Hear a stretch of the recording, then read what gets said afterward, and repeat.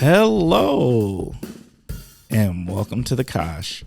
I'm your host, Timber Smith, and The Kosh is a podcast that spotlights people who've had an association with the Kosh or the surrounding Fox Cities area. Kosh listeners, how are you doing this morning? Once again, it's a fabulous, today is a fabulous Saturday morning. It's nice and sunny out. It's freezing, but as long as it's sunny, I'll take sun. I ain't got to be out in the cold. It brightens the house up. I don't know. Sun just makes you happy. So I'm super geeked about it, actually. I think it's going to be a fabulous day. But what also is going to make today fabulous is the fact that I don't know how I get it. You know what I'm going to say. Once again, I have an amazing guest. I just keep getting amazing guests, and they excite me because I think today is going to be great subject matter, great conversation. And I think it's something that the community will appreciate because I do believe we're going to talk about resources that are in our community. And that's always good to learn about what's out there and what's helpful and how can we help others. At least that's the way I always think of it, right? So without further ado, this week's guest is Tony Gonzalez. Hey, Tony. Hey, how are you doing, Timber? I'm doing good. How are we doing this morning? I'm doing great, and I'm with you on the sun, too. Yeah. Producing a little vitamin D is a good thing, you know. Oh, yes. Well, this winter seemed really gloomy. I don't know about you. It's felt gloomier than any other winter I can remember. Well, that's interesting you say. I was thinking the same thing. We had, I think, January and February, we had maybe 3/4 of the day were overcast, you know. Right.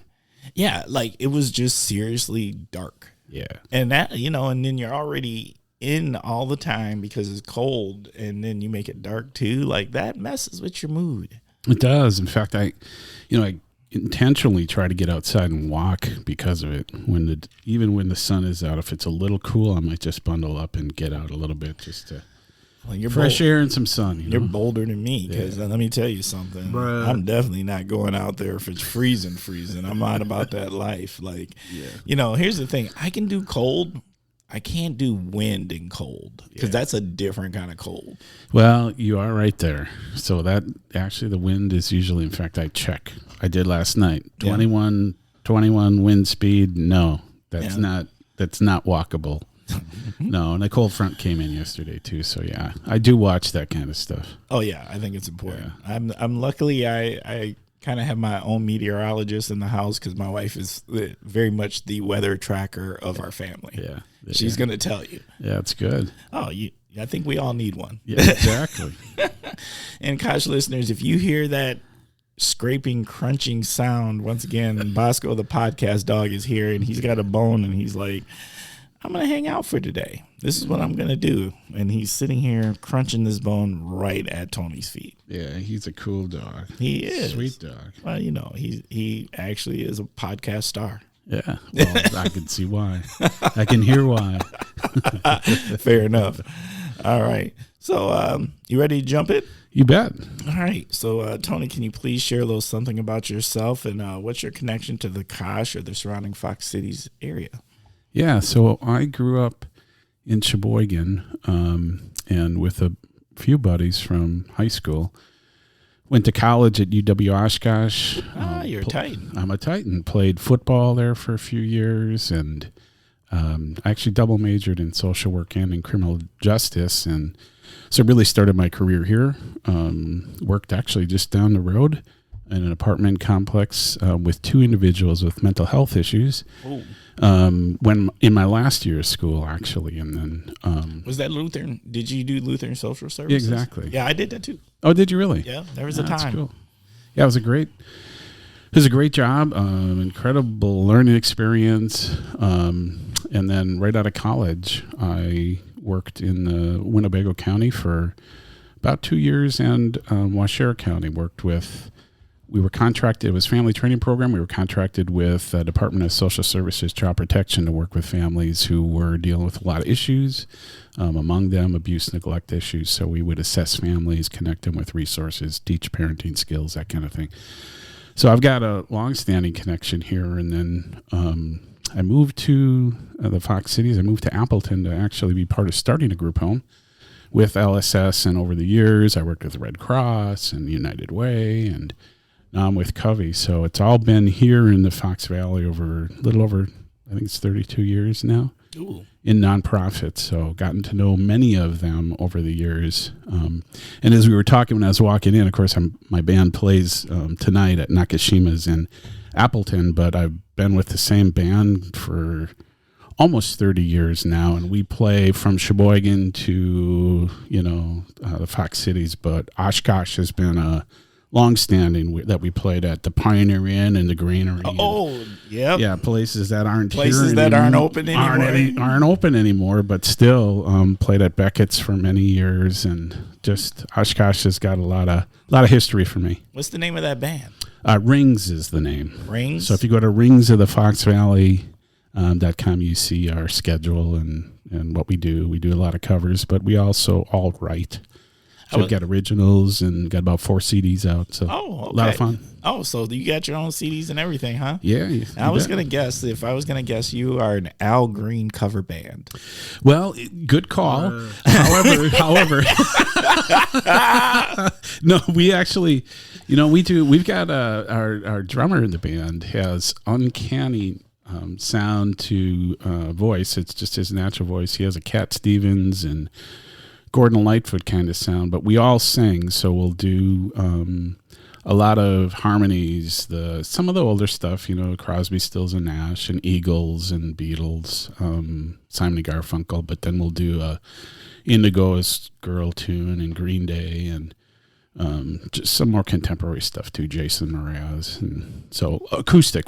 So we try to stay within that acoustic, almost kind of that unplugged kind of feel, But we've got a ton of instruments, way too many toys. Takes us way too long to set up and tear down. But yeah, but it's fun. It's fun, a lot of fun. It sounds like that would be pretty cool. Family in the region too? Yes, I have. So my daughter is going to be graduating this year. Ooh, and congratulations. Yes, thank you. She goes to school at Appleton North. And my son, he is in Milwaukee and is a firefighter paramedic. He's on his way to 25 and just had a baby in January. So I'm a grandpa. Hey, how do you feel about that? Good. He's a beautiful boy, and I couldn't be happier for my son and Katie. They've got the world by the tail right now.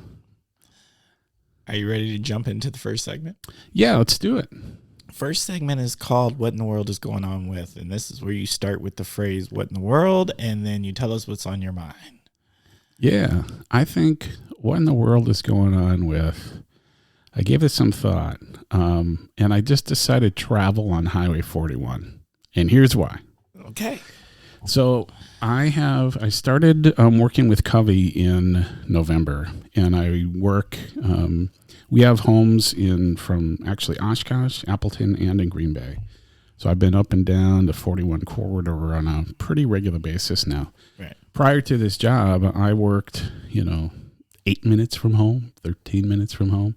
Bruh. Yeah, no doubt. Haven't had to commute at all. And now I'm really getting to know the 41 corridor on the highway.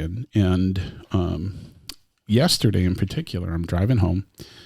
I'm in the middle lane and I'm going 75 and I'm like standing still as cars are flying by either side of me. And I'm thinking, wow, I remember when 41 speed limit was more like 65 and, yes. Folks would go maybe 70. Now it seems like folks are going 80, pushing 85 even at times. And, almost starts to have this Autobahn kind of feel where you're standing still when you're already going over the speed limit.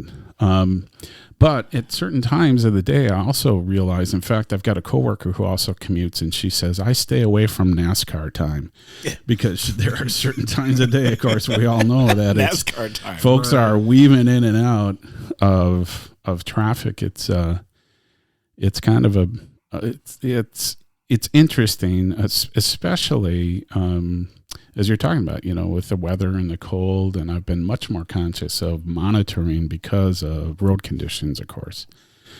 So I've never had to deal with that before. I've never had to worry about, am I going to be able to get into work today because, the roads are poor. What's interesting, however, I think, is that the pandemic, there have been silver linings with the pandemic. And one of them is, of course, we can work more remotely and virtually, and that's an acceptable thing, and we find ways to do that better. So we've got folks that do commute into our office, and we'll, if the weather's poor, we'll stay off the roads. But I've been more acutely aware of people's behavior and practices on the highway, and you got to be careful out there. You are right, and I mean I have a similar situation where before I could literally, prior to the job I have now, I could leave my house and be at my desk in 7 minutes. And I miss that. But now I'm trucking up and down 41 and 441 to get into Appleton. And it's not that bad to me as far as the actual drive. I usually put on a podcast and I zone out, and the next thing you know, I'm pulling in a parking ramp. Yeah.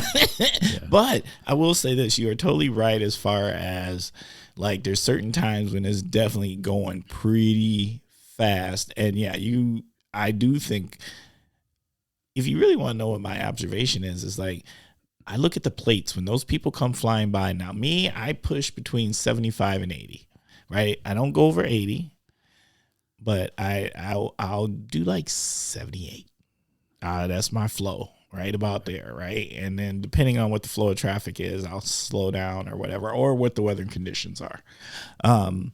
But there's people who are definitely doing over 80, and I'm just watching them fly by me, and I'm just always like, whoa. But my observation is, look for where those plates are from.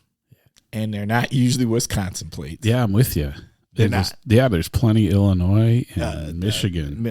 Michigan, yep. and I see the occasional Minnesota. Yeah, and other, certainly during the summer months, we're a destination spot, no doubt. But I'm with you. Yeah, I think, so you and I are doing the opposite, of course. You're coming north, I'm coming south for the most part. Right. But there's some real benefits to it too. I mean, it gives you time to unwind and wind up, before work and after work. So it goes pretty quickly. It is interesting though. Again, watching the behavior of people and how it's changed over time. People are definitely driving faster. Yeah, and even my kids, it's kind of a norm, like you say. I don't want to give a false impression, and 75 is kind of what I was driving. It's not like I'm not up to 78 myself, but that's about my speed too. I'm kind of in that range. I always subscribe to this maybe older school of thought. Again, I was a criminal justice major, right? So I've talked to law enforcement people, and they're like, yeah, well, you can go 6 miles over. Anything after that, you're taking some risks. Right. I always feel on the highway, you can't go over 10. Yeah. Like you got to keep it under 10 over. Yeah. That's right? fair. And that's my science to it. Not that it's a proven science. So Kosh listeners, don't go blaming me now if you riding 78 and you yeah, right. you get pulled over. I'm just saying, like, it seems to be somewhere in the sweet spot. Once you creep over the 10 miles per hour limit, all bets are off, and there's a good chance to be that you're probably gonna have an encounter. Yeah, I think you're right. I also think relative to the topic that, you may be better studied and up on it. If I had more time, I was going to actually, out of interest, look into it because people have talked about this corridor kind of from between Menasha and Appleton, Green Bay. It's not 6-lane the whole way, right? There's a stretch in there that isn't, and some people locally have been more concerned, if not a bit up in arms, like, why isn't this corridor in the state getting more attention? And I believe it's on a schedule at some point in the not terribly distant future. We'll have to go through the pains, of course, of road construction, but when it's done, I think we'll all be even that much more happy because it is more congested now. There's more people here and more travel. Right. And I think it's more people that, just travel wherever they need to go, as far as like you don't have to have a job in that community. We have all these cities around here that are like 10, 20, 15 minutes apart.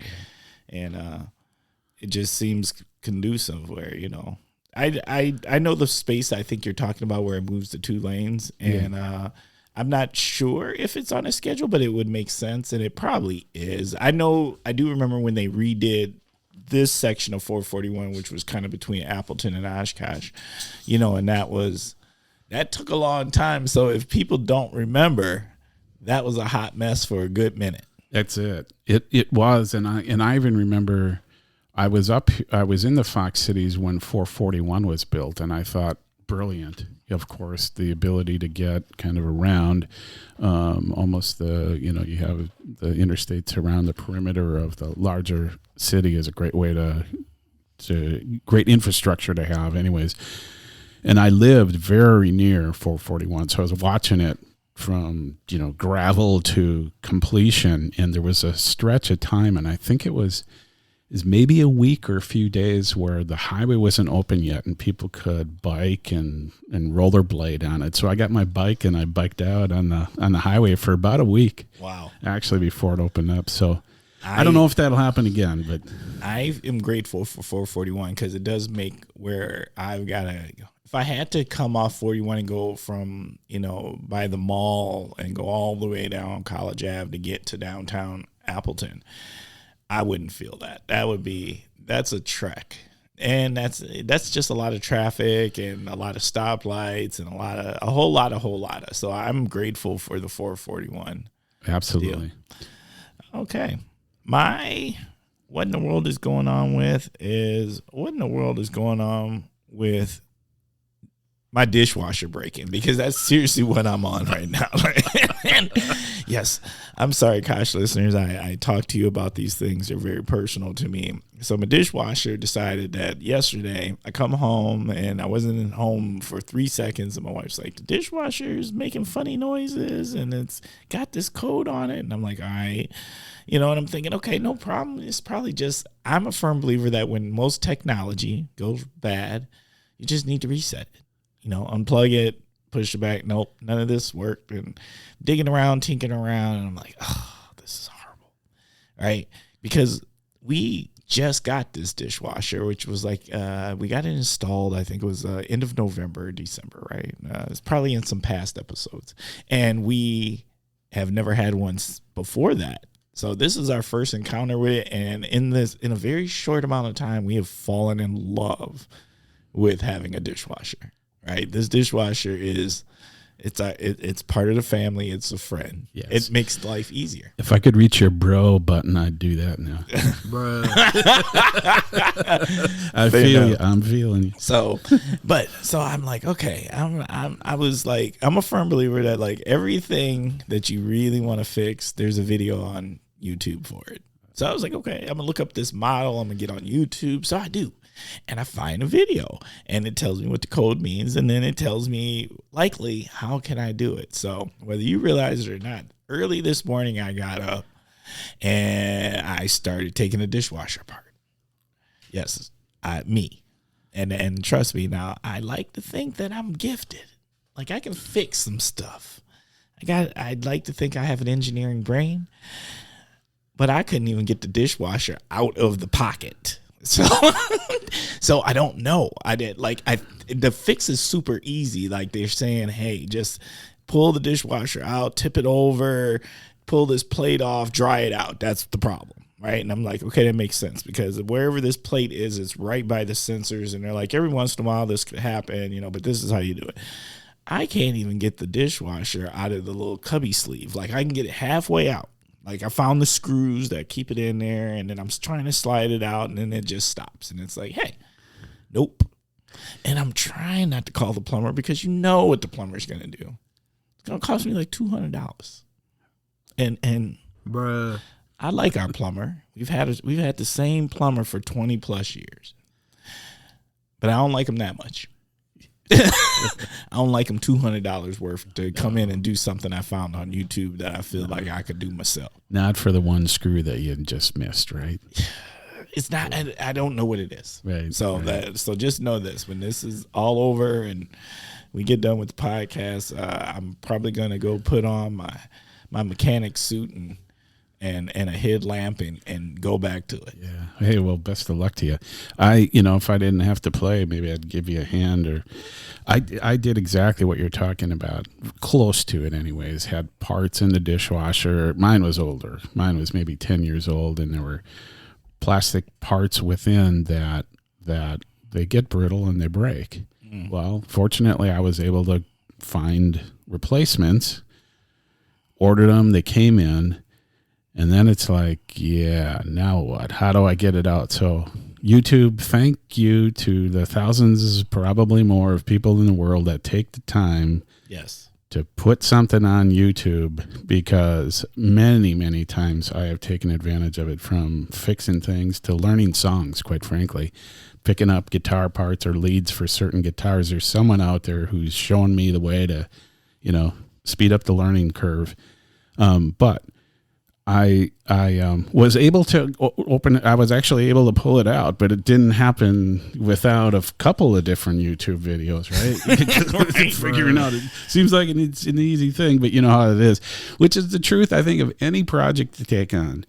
You kind of do your research. You think you're doing your due diligence. You get to a certain part. And it's like, that didn't happen on the video. Right. Now I got a problem solve. Right. It seems like inevitable. I think you are totally right. So I'm ready for it. And you're right.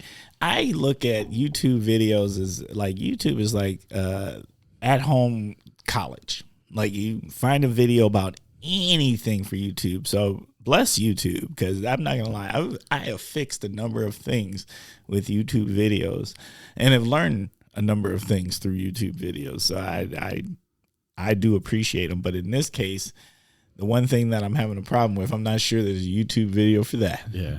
We'll see. So, okay. We're ready for the next segment. The next segment is word association. And this is where I'm going to say a word, and you're going to tell us what comes to your mind, Tony. Yeah. Okay, so we always here at the Kosh, we like to start off with our unifying word, our happy word, the word that unites us all, and that is food. Yes, I think of Thai. I like all different kinds of food, but if I pick probably my most favorite, it would be Thai, with a peanut, coconut kind of masamen sauce. Is like one of God's greatest creations, I think. I'm a huge Thai person. Yeah. You got a favorite Thai place? Well, yeah, I kind of just downtown Appleton Taste of Thai has always been one of the favorite. Basil's is really great on Richmond and Appleton too. Those are kind of my two go-tos. But Sai Ram, I know it's not Thai, but it's kind of in just when you think about flavor and spices, and I'm all about that. Yeah.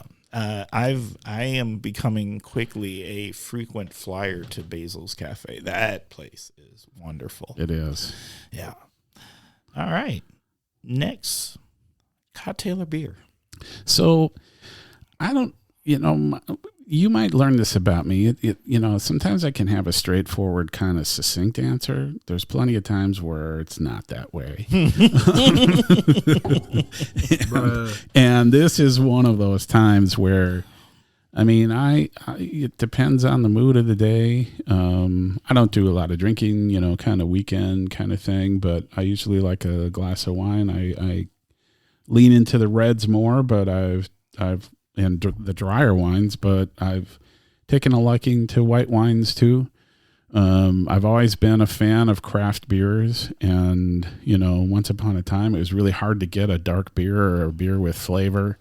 You had to kind of go to import for the most part, which I've always liked. German beers, wheat beers. Paulaner Hefeweizen is a great beer. But now it seems like every city has at least one brewery, if not 10. Right. And so the ability to find something interesting and, that has flavor. I'm more about quality than quantity, so there's not a loss for great craft beer. And then I wouldn't have German heritage and live in this area of the world if I didn't, pay a nod to an old fashioned, which I'm a huge fan of old fashions too. But I'm, a lot of people like brandy old fashions. I'm kind of Southern Comfort and sour, and that is actually how we make our old fashions. Is that right? Yes. Oh, now, yeah. Now you're a man of character. Hey, we make them Southern Comfort and oranges. Yes, sweet. Yes, nice. Concert. Well, so I've been to many, being involved in music, I've been to many concerts over the years. One of my favorites was Paul Simon, and it was on 11/11/11. It's easy to remember, of course, November 11th of 2011. With my son, played at the Riverside, and I thought, for someone as accomplished and well-known as him, to see him in a more intimate venue like Riverside was magical. I mean, everyone there was in love with the guy, and you could tell. The energy was incredible. And if you're not familiar, his guitarist, who's a multi-instrumentalist, I'm going to blank on his name in the moment. It'll probably come to me later. But he's from Appleton, actually. I think he spent some years growing up in Appleton. And I'll kick this around later, but there is a luthier, a guitar builder outside of Appleton in Hollandtown. His name is Bruce Petros, and he and his son Matt build guitars, instruments. They've been doing it for a better part of 40 years, and they're phenomenal. And I own actually 2 of them now. Paul Simon's guitarist is on stage, and he's playing a Petros guitar. And I looked at it, I thought, no way, he's playing a Petros. I didn't realize this guy was from Appleton, right? And later on, about 3/4 of the way through the show, he announces his guitarist, and he says how he's from Appleton and it's his birthday. And he had a bunch of family there. And of course, people went crazy, singing to him. And it was such a magical night that way. And share it with my son was really cool. Does your guitar have a name? It doesn't, but it should. It just seems like, I don't know, it seems like people name their guitars. Well, they do, and I know some do. I don't actually, and I've got a number of them. I perform with 5 of them and a mandolin, and none of them are named. So I got some catching up to do, I guess. Maybe. Shop local. So I have a tendency to lean into places that are family oriented and, multi-generation kind of thing. So Jacob's Meat Market near downtown Appleton has always been one that I've been a huge fan of. You pay a little more for those meats, but they're well worth it, and they're great people. And I love supporting the family-owned. Simple Simon Bakery is that way. Mark's Eastside is that way, where and they all know each other too. There's that. Yeah. Yeah. And they support each other through, a variety of different ways. And so when I was the executive director of the Red Cross, I had relationships with them because we all lived on Wisconsin Avenue, and, as kind of a family and neighbors of businesses would find ways to collaborate and support each other. And so those are just a handful of them that I've been a huge fan of downtown Appleton, honestly, and shopping local downtown Appleton or downtown Neenah or downtown Menasha. Try to make an effort, of course, to spend some money down there and keep those doors full with businesses. Oh, yeah. Facts. I actually, now that you mentioned this, someone gifted me. I actually think it was my boss. Someone gifted me a nice gift card to Jacob's Meat Market. I feel like I need to do something about this. Yes, beef sticks. I mean, you name it, you're going to find something. Ham. I get a ham. The holidays, you get a ham. That's like the only place to go. You want to get a good steak, that's the place to go. Yeah. Yeah, absolutely. All right. It's walking distance, so I think that's going to be part of my summer walk path. It's worth it. Okay. community? Well, I think a number of things that come to mind. Diversity.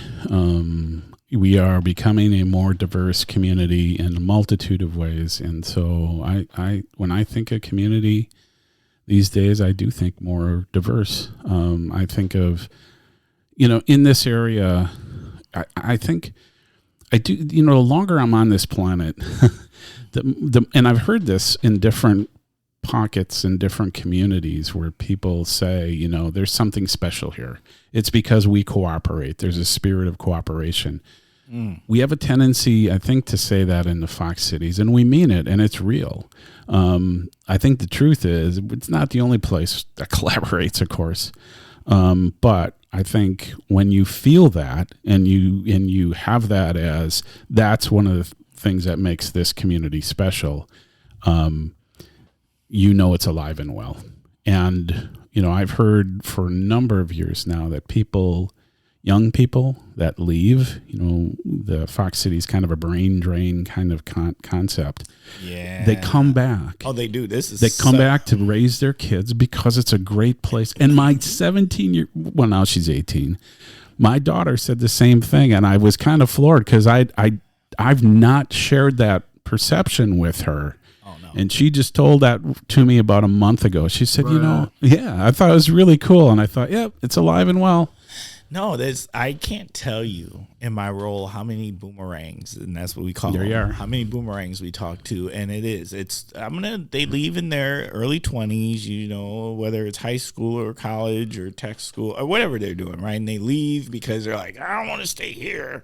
And then they go, and then somewhere right around their young 30s, they boomerang right back here. And they're like, oh no, I didn't realize, how good it is here and this, that, and another. And I talked to so many people who boomeranged. And then I talked to even more people who boomeranged 10 or 20 years ago, right? And so like they're established now, and they moved back, 10, 20 years ago. And the boomerang is real in this region. It is, and it's encouraging, right? Because there are places, of course, where they want to leave, and they want to leave for opportunity and for different reasons, and they don't come back. Right. That's not the case here, of course. So it says something about, I think, values and quality of life here, which when I think of that, I always lean into, again, being in the 30 plus years in nonprofits. I've come over time, really started, honestly, Timber, when I became the executive director of the Red Cross. That's when I was really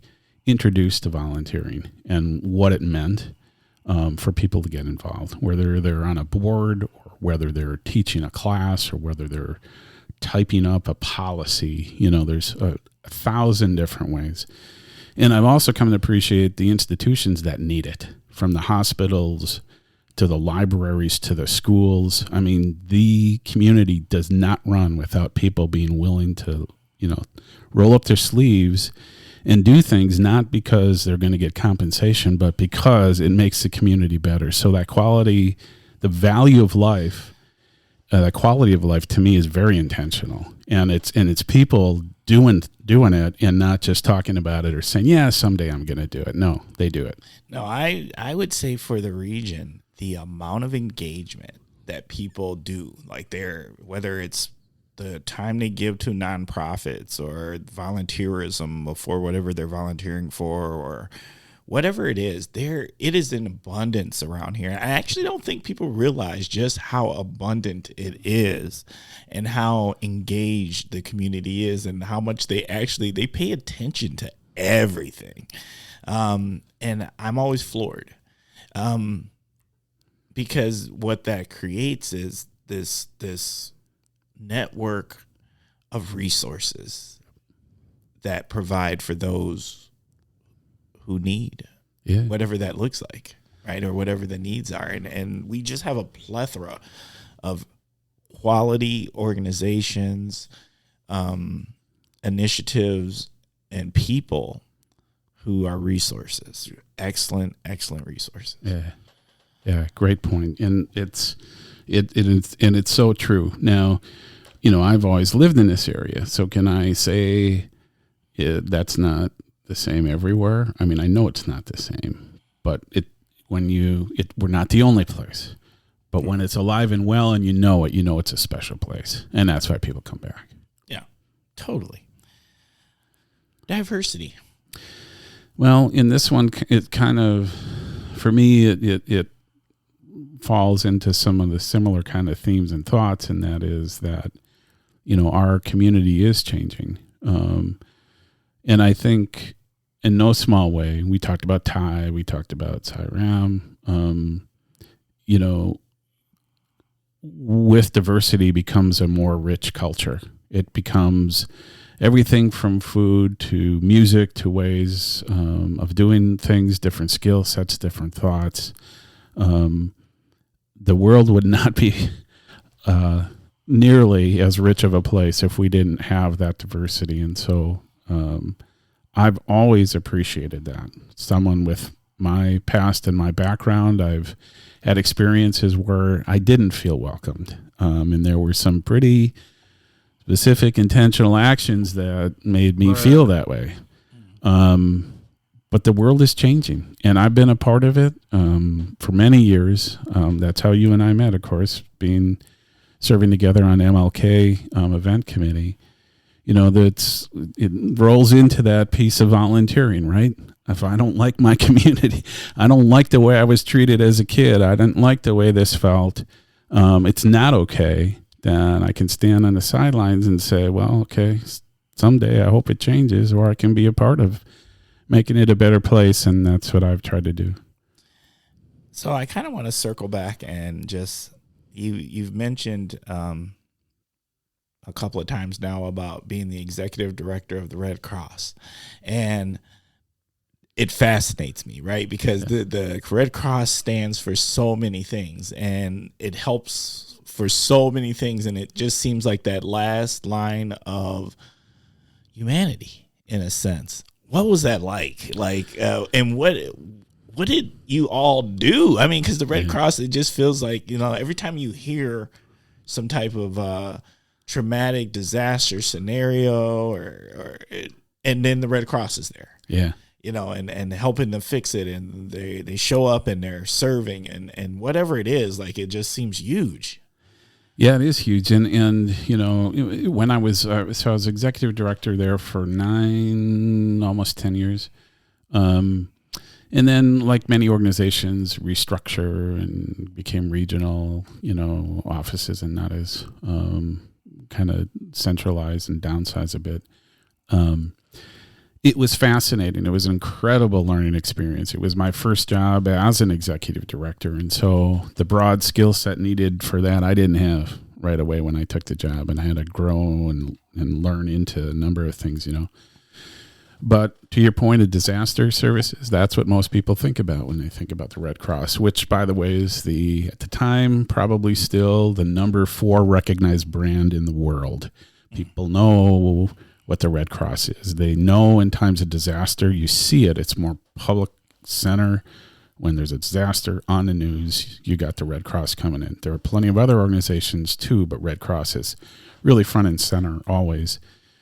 And so that disaster piece, there's a lot of work that goes behind the scenes, of course. It's a international actually, network of, which I was fascinated by.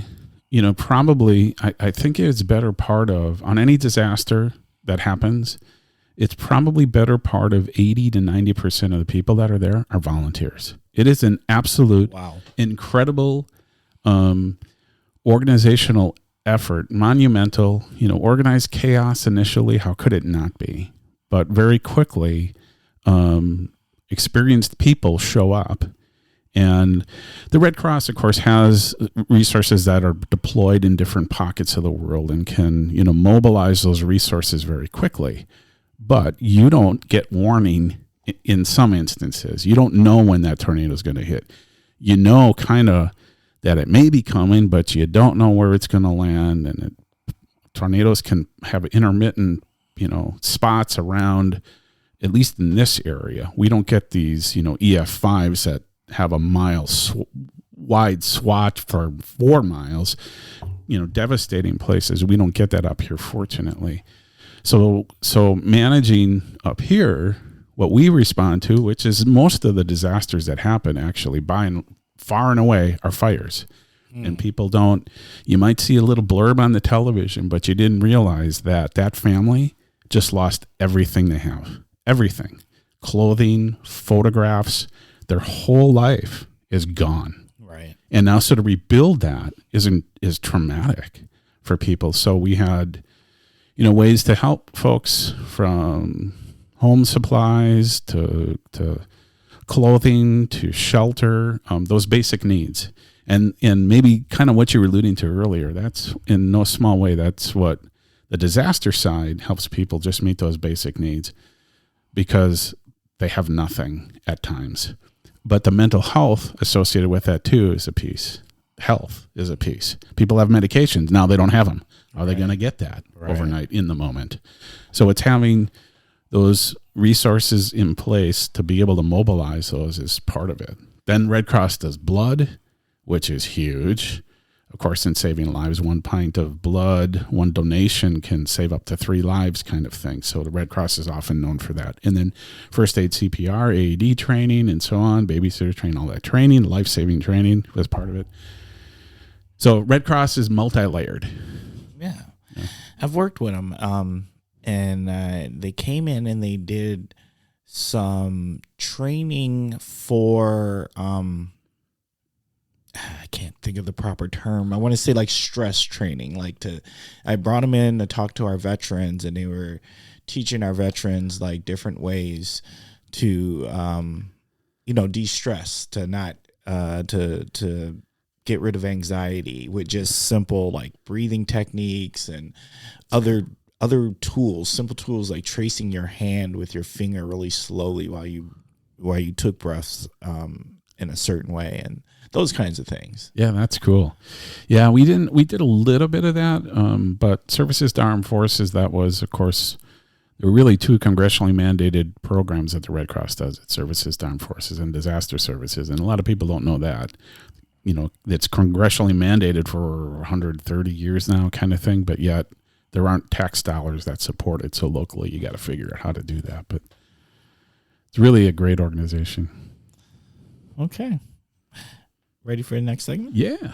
Okay, the next segment is Hidden Gems. This is your opportunity to share with Kosh listeners a hidden gem that you know about, and maybe it's something everybody knows about, but they don't know this one detail about it, or maybe it's something that most people don't know about. What do you got?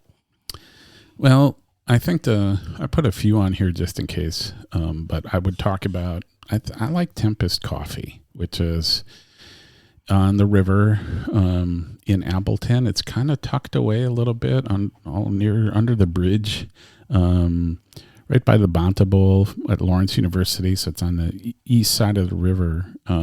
But I would say the best quiche I've ever had was there. Actually, the quiche is great. Serve a little salad with it. They have this avocado toast that's fast. It's just fascinating. Bruh. That's really cool. But it's a great venue. Of course, you're right by the water. They got outdoor seating, which I like a lot. It's connected to a trail. You can take a walk out there along the river. Of course, the coffee is great. And the people are really nice. You always feel like they remember your name. Yeah? Yeah. Tempest Coffee, huh? Tempest Coffee, yeah. Sweet. I'm going to have to check that one out now. That was one I didn't know about. Yeah. But I don't tend to leave the College Ave path too much as far as my coffee shopping. Yeah. Well, and it's close. For you, it's close. Yeah. It's not far. Yeah, it's right off of college. What's the Kosh or the Fox Cities need? Well, it's not just an issue, of course, with our community. But affordable housing has got a lot of attention in the last several years, I think. And in particular,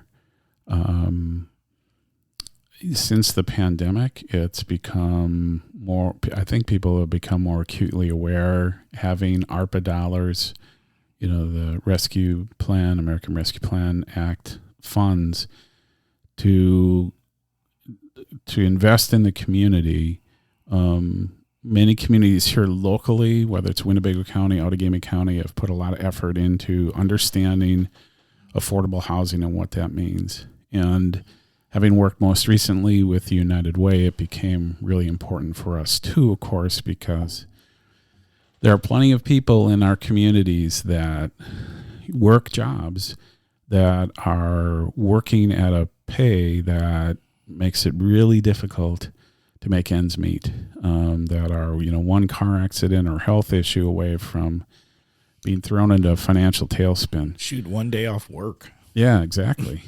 And so this affordable housing issue becomes more and more critical. We've become, a bit of more service jobs, again, that are in that kind of pay range. But if you look at the data on this too, there are in this, what United Way calls this ALICE population. Again, it's the working, struggling poor. It's people who have jobs. It's not an issue of getting a job. They've got jobs. They've got maybe 2 jobs, maybe even 3 jobs.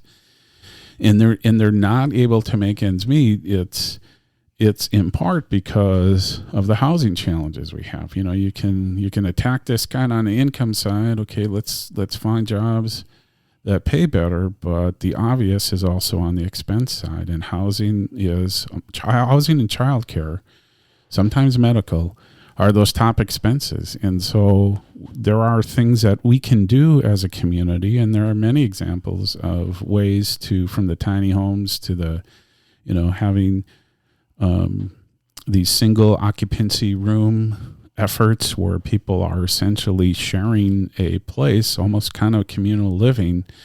There's a whole menu of ways that our communities are attacking this issue. And so locally, these ARPA dollars are being put into that. And it's a really good thing, from my humble opinion.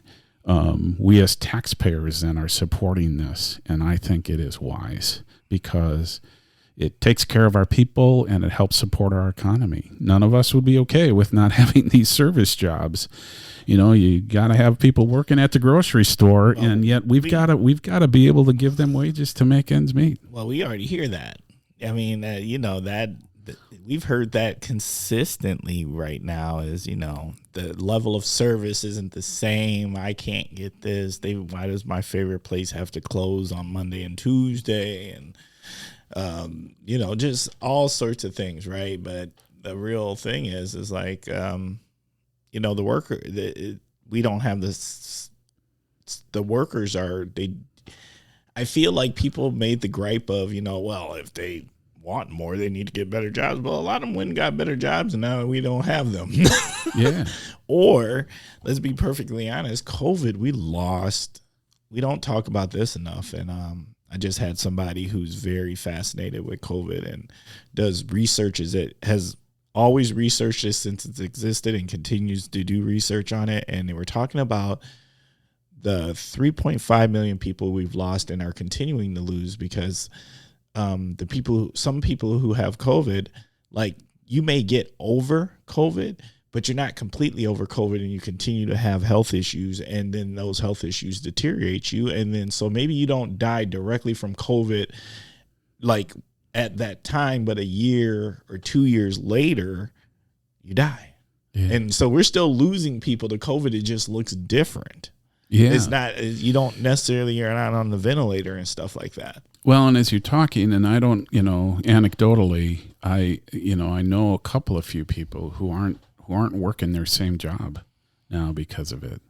They don't have the same stamina or capacity, right? Because of lingering, side effects of having COVID and the degree to which it still has impact. Yes. Yeah. All right. We're going to take a quick commercial break. Did you know there are children in the Fox Valley in need of hearing aids, but their parents struggle to provide them because of lack of insurance or high copays?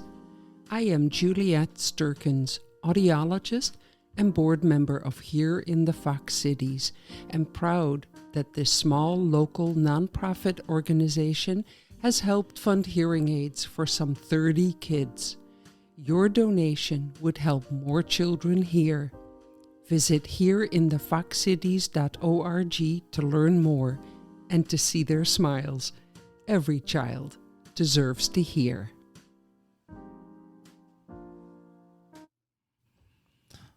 Okay, we're back.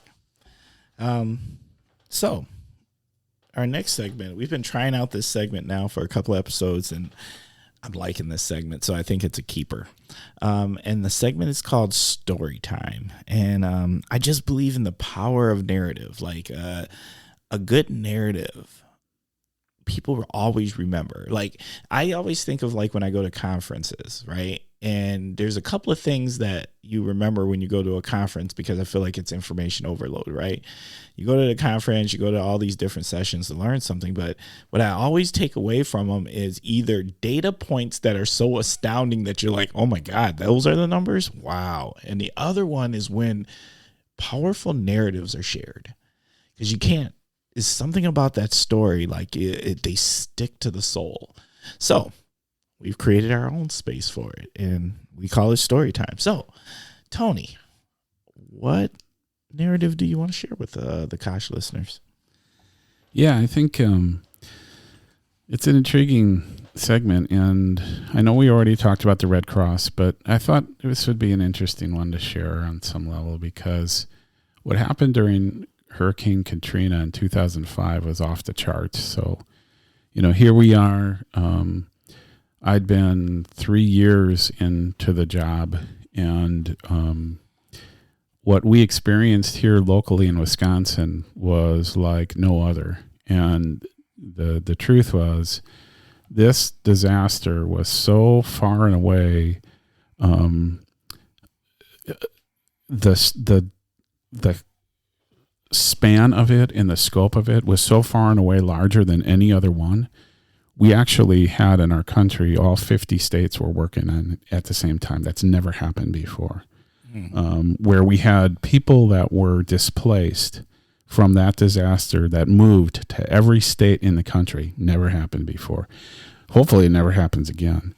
But that kind of migration of people was, if you think about, the resources that any country or community has to keep people safe, you had all these people simultaneously mobilizing and moving and causing, especially in some communities where they were almost like a refugee kind of migration. Any community that has a lot of people that are drawing on those resources, no communities are really equipped to be able to handle that. So you find in the moment that people are trying to figure out ways to meet these needs, and that's what happened. So you got people mobilizing, moving, causing strain on certain communities, and at the same time you had people coming forward in ways that they never had before. We had, and I know this is happening throughout the country, we were getting calls from people. Our phones, we had 5 lines at the chapter. They were lit up for a month, all of them. I mean, it was unbelievable. We had volunteers that were taking calls, and we were writing down names of people that were willing to take this piece of equipment down to, take off of work, take vacation, take their equipment down to one of the southern states to help move trees or whatever. It was unbelievable. And what it demonstrated, I think, for all of us is the power of humanity and the power of giving. It was unbelievable.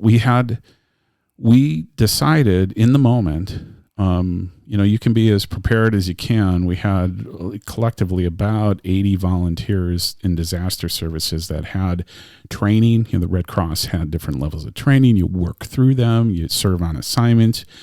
Just like any organization, you get promoted to different levels of supervision and responsibility. The volunteer makeup of that was alive and well. Well, suddenly we had this flood of volunteers that were coming in because we needed them. Right. Right. And we had people that were serving not one term. Usually when you serve on a disaster relief assignment, it's usually about 2, maybe at most 3 weeks. We had some people that did that 3 times, and we're taking, and employers were giving them paid time off. Though they didn't have it, they were giving them paid time off so they could go and serve. I mean, it was all these things that were emerging that didn't happen before. It was, when you think about, and I always tell people that some people knew about, at one time, the hurricane, and I'm forgetting the name of it, doesn't really matter, in 1992 was the largest disaster relief effort that the Red Cross is involved in. There were hurricanes in 2004 that were 4 times that. 92, 4 times that in 2004. 2005 Katrina was 10 times that of 2004. Wow. It was just off the charts. Bro, Yeah, that's crazy. It's crazy.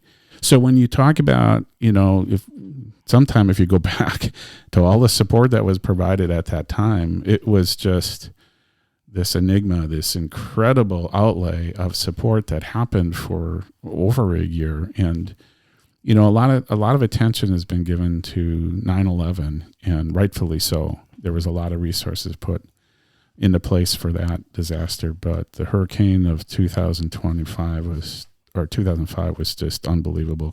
Katrina, I think I spoke as the director. I think it was about 75 appearances at schools and television stations and wherever that year. Did you say 75? 75, saying thank you to people and telling them what their support was helping make happen. And every day twice a day, I'd get briefings from the National Red Cross saying, and here's how much support has been. I mean, the network is pretty incredible. So that was, from a career standpoint, that was one that I'll never forget. And again, hopefully it never happens again. To those volunteers. No doubt. That is amazing. And I just know, watching it, on TV, sometimes TV has this way of, you can not connect with it, and you don't think it's as serious. It doesn't appear as serious sitting on your couch, but Katrina appeared atrocious. Like it was for real. Yeah, it really was for real. It was, you think of a movie and, and the movie might not do it justice. The movie wouldn't do it justice. The level of devastation and the stories you heard about what people went through is remarkable.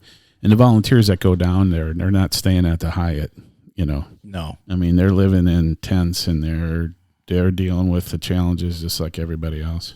Mm. Okay.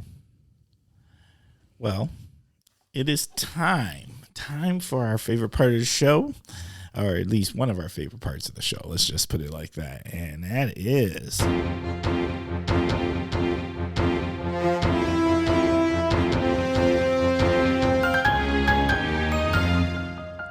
it is time for the topic of the week.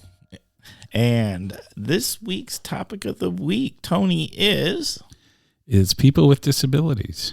All right. Let's go. All right. Well, I think, it gives me an opportunity, of course, to talk about Covey. Covey is an organization that's been around since the 50s, was really started by two families living here in Oshkosh that had both children with disabilities and were at the least dissatisfied with the services. The lack of services here in the community was what they were challenged with. Unfortunately, that still is the case today. However, they took it upon themselves to establish the nonprofit that was designed to provide residential support to people with disabilities, which is so true for so many parents, that caring for someone with a disability, dependent upon what it is and the level of care and support they need, people need help. And whether they need help to keep them within their home, which is understandably the case. While their child with a disability becomes an adult, they still need that care. They're a parent then pretty much for life if that child lives in their home. But sometimes they are able to find a placement for their child while their adult child lives in some type of facility, which is part of what we provide at Covey. And they maintain that relationship with their child. The child gets to live in their own home independently as they can with the level of care that they need. And it's not uncommon that they'd live with other people. So they'd live with an adult family home. They may live, 4 of them live in the same home, for example. There's other CBRFs, community-based residential facilities, where they'd live 6 or more in a home. Some arrangements have adult family homes where there's only one individual. So there's a couple, say you and your wife, that wanted to have an individual with a disability live in your home. You could do that. You go through the process, of course, to establish your home, make it accessible if needed, and so on. So there's a whole host of kind of continuum of residential living arrangements for people with disabilities. And Covey was started to be, one of those. I started my career there, as I said earlier on this segment. We talked about Lutheran Social Services. You and I both worked there. It was cool. I didn't know that until he just said it. But what I found, coming back to this work and this population, some almost 25 years later, always stayed connected, whether with United Way or so on. I always knew a fair sense of what was going on. But I've become more acutely aware of the challenges that we have now of affording services for people with disabilities. There's a managed care capitated rate through the system that provides X amount of funds, and it's a challenge in this particular environment to attract employees and be able to and to retain them with the pay that we're able to offer. And it's a bit of a crisis, and the people that are in this space and in this field know that, and it's been there for some time, but it's elevated now. Right. It's elevated to the point that the state is putting additional dollars and resources in to try to attract people to these career choices. And we as a provider, with many of them now, are looking for creative ways to retain and support and recognize people for making the choice to do this work. It's not easy work. We always have the perspective that it takes the person with the right, capacity and patience and understanding, compassion, empathy. You got it, all of it. I think we are doing any number of things, a whole list of things that we have kind of on the wish list and kind of on the to do today, to do tomorrow list, to try to make, our choice, the choice to work at Covey be a preferred provider choice, essentially. And I think we got a lot of good things going. We got a good core group of individuals that are doing that. But I think it became acutely aware and somewhat painfully aware when, I'm in circles and talking to parents who started a nonprofit in this space, or a parent who, has their adult child. They've been on a board of directors. They know what's going on, and they don't have a housing option for their adult child. And they're in their 60s. They're going to be aging to the point where they're not going to be able to care for them, and they've got nowhere for their kids to go right now. It's a scary time. Oh my God. That there does sound scary. Let me ask, so when you use the term disabilities, who exactly what? Because it's a really broad term. So what kind of disabilities, who is that population that we're kind of really talking about? Yeah, great question. So earlier we were talking about,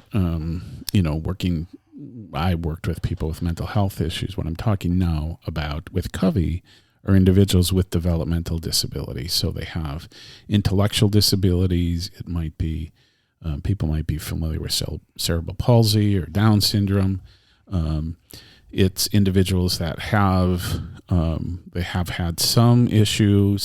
Typically it's a brain development issue that has slowed their development. And so whether they have the ability to communicate or not, some people are nonverbal, so they'd have some challenges through communication that way. Others may have some physical disabilities, so they aren't able to care for themselves in the way of even personal hygiene and need support. Or some people need to be tube fed. There's a whole range of cares that someone may need dependent upon that disability. And you can obviously imagine that dependent upon that level of care as a parent, if you're needing to do that for your entire life, that can be a challenge. So Covey provides respite care for those families so that they can have everything from time to grocery shop, to time to take a vacation and a break, to time to have a relationship with their other child who doesn't have a disability, because the one that has a disability is requiring more of their time. So there's many reasons why people utilize this service, but it's a critical one. And there isn't enough of it, quite frankly. What do you mean? Well, so we know that in the survey that we did most recently with families, the number one thing they asked of us is more care, more time. And we'd do that if we had the staff to do it. And so we're working on that. We've got it in the budget this year to add some additional hours of care with our home in Appleton, for example. The one in Oshkosh, we're doing well now. I mean, it was last year, the turnover rate, Timber, was embarrassing, quite frankly. When you're in a 200% turnover rate with staff, Did you say 200? I said 200. Used to be 30% 20 years ago. And there are things that we can do to change that, and we are. Among things, the organization, through strategic planning, decided that they needed to change their infrastructure and their leadership support, and really smart choice. And I think we're starting to see the benefits of that now in the last few months. But it's because of that investment, and we're to the point of not having enough homes for people. We are in the process. We're going to set up 2 adult family homes this year and then 2 next year. So 1 in Green Bay, 1 in Oshkosh, 1 in Neenah. How many people are going to be able to be in these homes? Yeah, that said, it's 4 in each. So it's a total of 16. So it's over 2 years and a lot of work because each needs to be licensed, and it's a lot of work. Right. To set them up. It's going to serve 16 people. All that work, 16 people. Okay. It's good. Still 16 people. It's still 16 people, and it's permanent homes. It's going to be their home, hopefully for their eternity. And yet, what's happening actually, Timber, now is because of the challenges, financial challenges, staffing challenges. There are providers that are closing homes. We're going in the opposite direction because it's tough. That's just to think that we're losing those resources is like when we probably definitely need more of those resources. So, the Kosh listeners, I know, I don't like to think, but I know they're an engaged audience. They care. They're people who are actively involved in the community, whatever that looks like. They're paying attention. They're engaged in their government. They're a busy bunch. What do you want to say? What do you need? Yeah. What do you need? That's really what it is. Like, what is it that you need from people to help make things better or to improve things? Maybe it's not a make things better, but maybe it's like, how do we move the needle? What can your average person do to help move the needle? Yeah, I think it's there's a menu of things that I guess come to mind, so I'll try to keep brief. But there's always, like we've been talking about, a theme of volunteering through this segment, right? So any nonprofit needs volunteer support. At Covey, I think they're like any organization, quite frankly, I worked at, minus the Red Cross. The Red Cross had volunteering down to a science. But many of them, they have specific roles for volunteers, but the truth is nonprofits don't operate without volunteers. So contacting, whether it's the Coveys of the world or the SOARs. SOAR is a similar organization in the Fox cities that provide support. There's a host of them that do, and they survive because people are willing to volunteer in whatever capacity. It all helps. So that's the tangible thing I think that people can do, is whether it's helping, on like typing, or it's teaching a class, or like at Covey. We've got the coolest thing. It's I Can Shine is the national organization that provides a bike camp. They do all the infrastructure of a bike camp, and teach people with disabilities how to ride a bike, and for a personal reason, because they always wanted to be able to do that, have the freedom and things that we take for granted. Most people know how to ride a bike and learned it as a kid. There are plenty of people with disabilities that could do it, but maybe as a kid they didn't have the developmental, maturity to be able to have the skill set to do it, but now they do. To the ability to use a bike to get to work, because some people work with a disability and the bike is the transportation mode for them.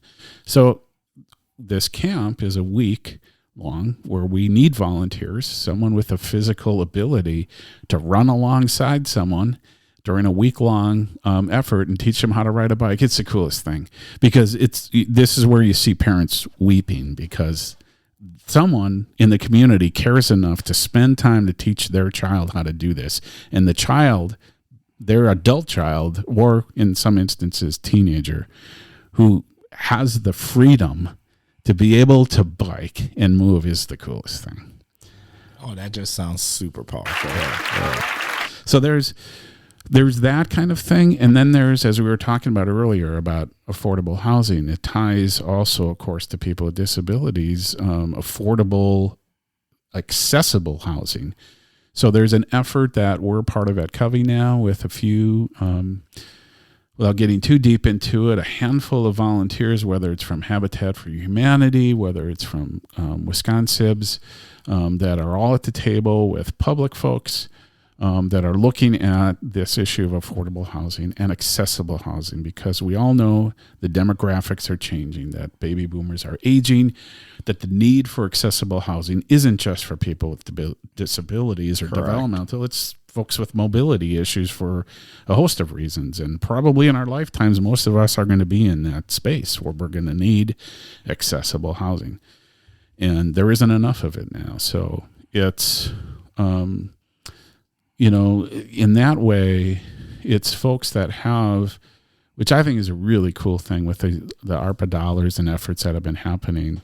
It's people in the nonprofit community and the for-profit community and public folks that are all at the table saying, how can we figure this out? And it's complex and it's multifaceted. So it's zoning needs, and it's the for-profit saying, developers saying, yeah, we do this, but it's not...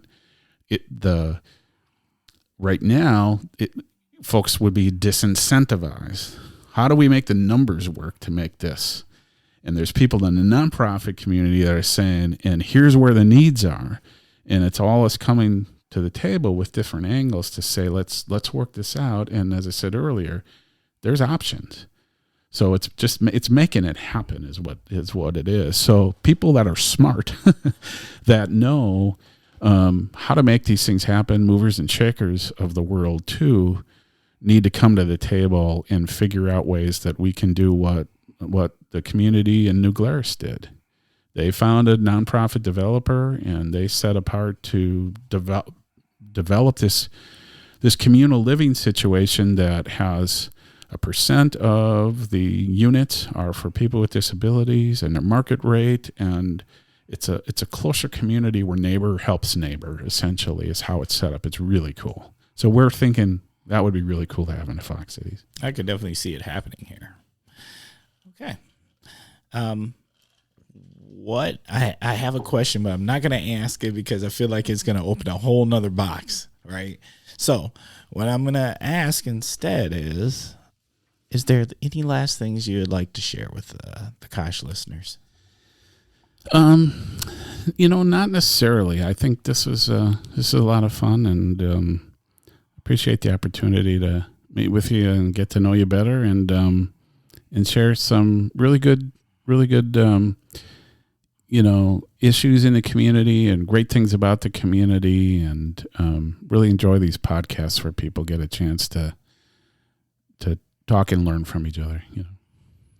What I think I'm going to say is we're going to make sure in the podcast notes that we have ways to reach out, because we want to make sure, like, if someone heard something on this episode and they're like, I want to learn about how do I house somebody? How do I support somebody? Where do I volunteer? We're going to make sure that we put those options in the podcast notes. Now, we pressed the wrong button. That happens every once in a while. There we go. We are winding down. Thank you, podcast listeners, Kosh listeners, for spending time with us, giving us your mind. I always hope that these conversations actually are moving the needle in some kind of way, or at least creating an opportunity to have pause and think about our community and how we can do better, or how we can be helpful, or how we can serve each other and support each other, love on each other, more or less. Once again, we are, if you want to reach out, if you want to be on the Kosh, if you've got something to say, if you want to share thoughts, please reach out to us. Don't hesitate. You can reach us at askthekosh@gmail.com. Once again, that is askthekosh@gmail.com. Once again, we love participation from our listeners. So if there's anything you want to say, if you would like to do a shout out, wish happy birthday, ask a question, whatever it is, don't hesitate. We got a voicemail. We're cool like that, right? So that phone number is 920-385-9298. Once again, 920-385-9298. And lastly, Kosh listeners, I need you. I feel like we are growing. More people are listening. More people are enjoying these conversations. More people are becoming connected. There's things happening in the community that you may not realize that the Kosh had something to do with, because different people heard different things and they reached out to other people, and now this thing may happen, or something special may be brewing in the background in the near future. So I can't stress enough, please take the time to leave us a review. Let us know how we're doing. It helps raise our standing out there. Also, don't hesitate to make sure that you subscribe to the podcast. And even more importantly, if you enjoy these conversations, share with the people you know, so they can become part of our Kosh listener family also. That's just super important, right? Now, I thank you for the Kosh listeners who know, and for those new listeners who don't know, this is my personal favorite part of the show. It is shout out time. And so, what do you have? Well, I mentioned before about Petros guitars. I had the distinct pleasure of being able to have a guitar built for me. And Petros Guitars, again, guitar makers, Bruce and Matt Petros, live and have their shop in Hollandtown. Their instruments are throughout the world, doing a lot of ukuleles, as I understand they are technically pronounced.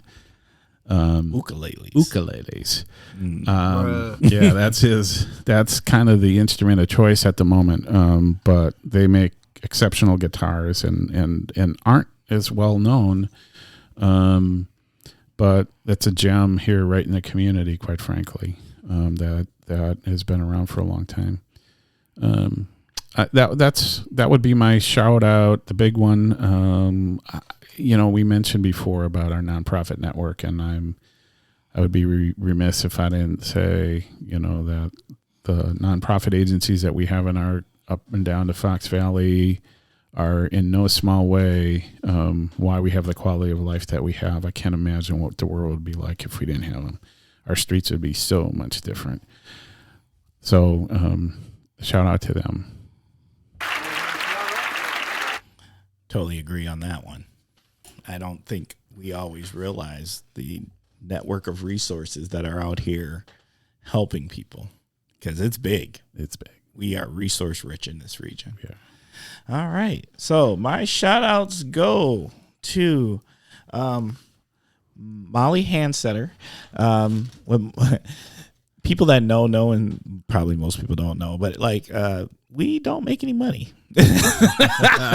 We don't. We put out there the request and say, hey, if you'd like to donate, you can. And so like Molly Handsetter donated to the Kosh, and I would like to say thank you, because it actually does cost money to maintain, whether it's maintaining the website or the payment to have different apps that upload the podcast themselves and just things. It's not a great cost, and equipment. Of course, equipment costs money, but it's not a huge cost, but it costs. So like anybody who donates, thank you so much. And a big fat shout out to Molly for donating. We appreciate you so much.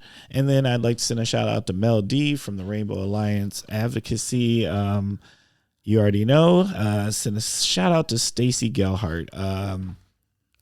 I think she might have listened to her first episode, and she just had the kindest things to say. And so it meant a lot. Like, pay attention to that, because that's what, is part of what we doing it for. We want to make sure people are connecting, and that we're providing the voices that either you have not had an opportunity to connect with before. So maybe you're learning something new, or reinforcing the things that you always knew, and now others will get to understand what you've known. That's kind of how I think about it with our community. Big shout out to Jessica from First Nations Outreach. Thank you for what you're doing for me. We don't have enough Native nonprofits out there truly supporting our Native community, and Jessica is that. She's an executive director for First Nation Outreach, and just out here doing the work and doing great work. So I just want to acknowledge that. Big shout out to Angie Lee. Angie Lee is hustling out here. There is not just Angie Lee, but there is a group who is working on bringing dragon boat races back to Oshkosh this summer. And so like, if you didn't know, then now you know, and now you need to get involved, and we need support. We're going to need sponsorship. We're going to need volunteers. We're going to need everything. And so there's a team of people, and Angie Lee is one of them. Let's make this happen. Let's make it do it big. It's a blessing. I am so excited that this is happening, and I'm going to do my part. That's for sure. And lastly, but not least, for sure, I'd like to send a shout out to Amy Albright. Amy, like, if you are truly from the Kosh, like, the world knows Amy. And I ran into Amy at a herd game, and Oshkosh just went through a new branding where there's these new, it's the Osh, or it's Osh, and it's this colorful circle.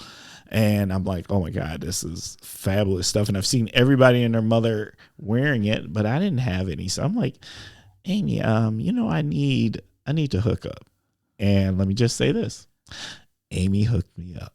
So not only will I be wearing the Kosh, I will now be wearing Osh. And so there's something to be said for that. So thank you so much, Amy, for the things that you blessed me with. Now, we are on to our last part of the show, and the last part of the show is words of wisdom. But you got choices here. So, Tony, here's what I always offer. You've got 3 choices. You can do A, give us some parting words of wisdom. B, tell us, what would yourself today tell your 12-year-old self? Or C, all of the above. I think I would go with parting words of wisdom, but it's really cool choices.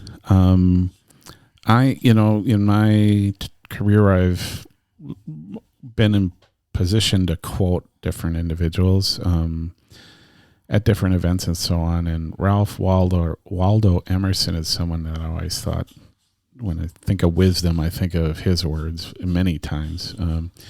And I thought I would just share something quick about success that he wrote many years ago, and that is, he said, to laugh often and much, to win the respect of the intelligent people and the affection of children, to earn the appreciation of honest critics and endure the betrayal of false friends, to appreciate beauty, to find the beauty in others, to leave the world a bit better, whether by a healthy child, a garden patch, or a redeemed social condition, to know that one life has breathed easier because you lived here. This is to have succeeded. Yes. All right. What'd you think? It's great. Yeah. A lot of fun. I'd do it again. I mean, if you... Facts. Some point. you want to get others, There you go. smarter people on too. You know? Oh, stop it. The Kosh.